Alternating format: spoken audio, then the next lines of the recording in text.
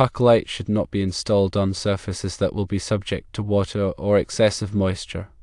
This precaution helps to prevent electrical hazards and ensures the longevity of the lighting system. Excessive moisture can lead to corrosion of electrical components, creating a risk of short circuits and electrical shock. It is crucial to select appropriate locations that are dry and protected from potential water exposure. Puck lights should be installed in a manner that will allow for easy access for maintenance and replacement. This consideration simplifies future maintenance tasks and minimizes disruptions when replacing bulbs or fixtures. Ensuring easy accessibility reduces the time and effort required for upkeep and troubleshooting. Puck lights should be spaced evenly to provide adequate illumination without creating hotspots. Proper spacing ensures a uniform distribution of light, avoiding areas that are either too bright or too dim. Consistent spacing enhances the overall lighting quality and visual comfort of the illuminated space. Puck lights should be installed in accordance with the manufacturer's instructions. Adhering to the manufacturer's guidelines guarantees proper installation and optimal performance.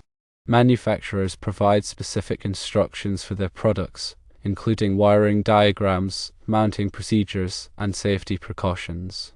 Puck lights should not be used in conjunction with dimmers unless the manufacturer specifically approves such use. Using incompatible dimmers can damage the puck lights or the dimmer itself.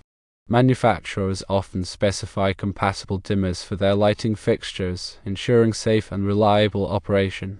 Puck lights should be used in a manner that does not violate any local building codes or electrical safety regulations. Compliance with local codes and regulations is essential for ensuring the safety and legality of the installation. Building codes and electrical safety regulations are designed to protect occupants from electrical hazards and ensure the proper functioning of electrical systems.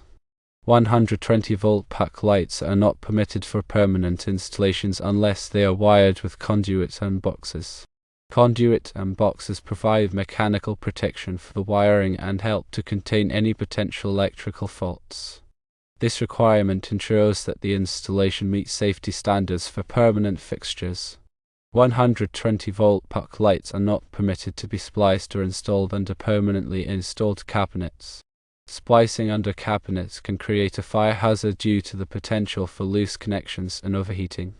It is important to avoid any practices that compromise the safety and integrity of the electrical system. Low-voltage 12-volt puck light wiring must not be concealed. It must be in a raceway in the walls and ceiling. Boxes are required above lights when wiring and lights are concealed. Raceways provide a safe and organized pathway for the wiring, preventing damage and reducing the risk of electrical hazards. Boxes offer a secure enclosure for connections and terminations, ensuring proper insulation and protection. Puck lights installed with the wiring open or visible must use a Class 2 transformer rated at not more than 100 volt amps. Class 2 transformers are designed to limit the output voltage and current, reducing the risk of electrical shock. Using a transformer with the appropriate volt amps rating ensures that the lighting system operates safely and efficiently. Transformers with a volt amps rating of 101 to 1000 volt amps are Class 1. Class 1 wiring is required to be in conduit and boxes.